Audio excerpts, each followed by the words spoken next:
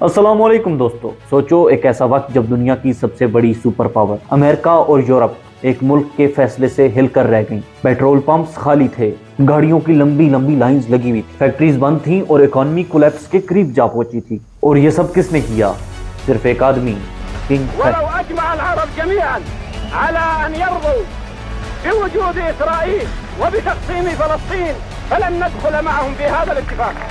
फैसल। यह है वो कहानी जब सऊदी अरब ने ऑयल को वेपन बना दिया और पूरी दुनिया को मजबूर कर दिया अपने सामने झुकने पर। 1970s का दौर था, दुनिया की इकोनॉमी चलती थी ऑयल पर और ऑयल का उस वक्त वाहिद बादशाह था सऊदी अरेबिया। लेकिन फिर छिड़ती है एक जंग, योम किपुर की जंग, अरब कंट्रीज वर्सेस इजराइल। اعترفوا ان فلسطين احتلت عام 67 وهم يطالبوا بالعوده لحدود 67 وتنتهي المشكله واعترف باسرائيل.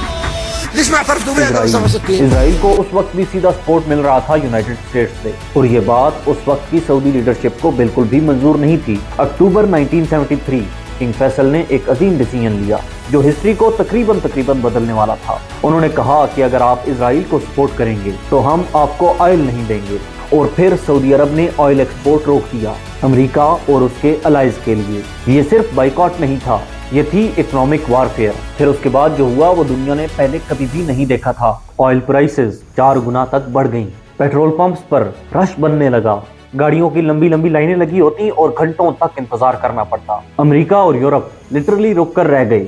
اوپیک کے دوسرے ملکوں نے بھی سعودی عرب کا ساتھ دیا۔ یہ ایک سگنل تھا کہ انرجی کا کنٹرول پاور کا کنٹرول ہے۔ یونائٹڈ اسٹیٹس اس وقت شوق میں تھا، اکانومی روک کر رہ گئی تھی، انفلیشن سکائی ہائی تھا اور لوگ بے حد غصے میں تھے۔ یو ایس گورنمنٹ نے اس وقت ایمرجنسی میئرز لیے، فیول ریشننگ کی گئی، سپیڈ لیمٹس کم کی گئیں اور انرجی کنزرویشن کمپینز چلائی گئیں۔ لیکن اصلی پریشر تھا مڈل ایسٹ کی پالیسیز چینج کرنے کا۔ کنگ فیصل صرف ایک آئل لیڈر نہیں تھے، وہ ایک اسٹریٹجسٹ تھے۔ ان کا گول نہایت سمپل تھا، فلسطین کے لیے گلوبل سپورٹ بنانا، اسرائیل پر پریشر بنانا اور ویسٹ کو ایک میسج بھیجنا کہ ہم بھی پاورفل ہیں۔ دنیا نے یہ پہلی بار دیکھا اکنامک ٹولز سے بھی وارز جیتی جا سکتی ہیں۔ 1974 تک پریشر بلڈ ہو چکا تھا، اس کے بعد ڈپلومیٹک ٹاکس ہوئی اور فائنلی آئل ایمبارگو ختم کر دیا گیا۔ لیکن دنیا پر اس کا اثر کبھی بھی ختم نہیں ہوا۔ اس ایونٹ کے بعد دنیا بدل گئی، کنٹریز نے اپنی انرجی پالیسیز کو چینج کیا، الٹرنیٹیو انرجیز پر فوکس بڑھ گیا اور آئل کو اسٹریٹجک ویپن مانا جانے لگا۔ اور سب سے امپورٹنٹ یہ کہ مڈل ایسٹ کی امپورٹنس گلوبل پالیٹکس میں بہت زیادہ بڑھ گئی۔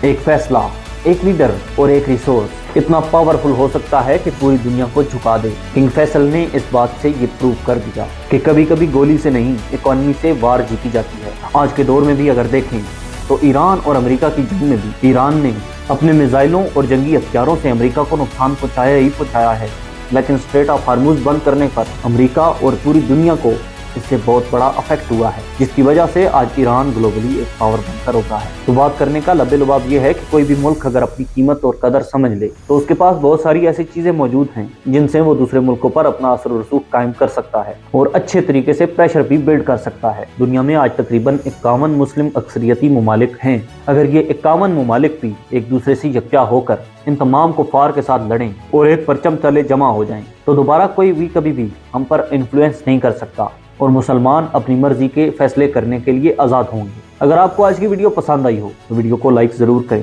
چینل کو سبسکرائب کریں، ویڈیو کو شیئر لازماً کریں۔ اگر آپ کو ایسے مزید فن فیکٹس جاننے ہیں ہمارے چینل کے ساتھ جڑے رہیں۔ اسی کے ساتھ میں آپ کا ہوسٹ آپ سے اجازت چاہوں گا۔ والسلام۔ پاکستان زندہ باد، پاکستان پائندہ باد۔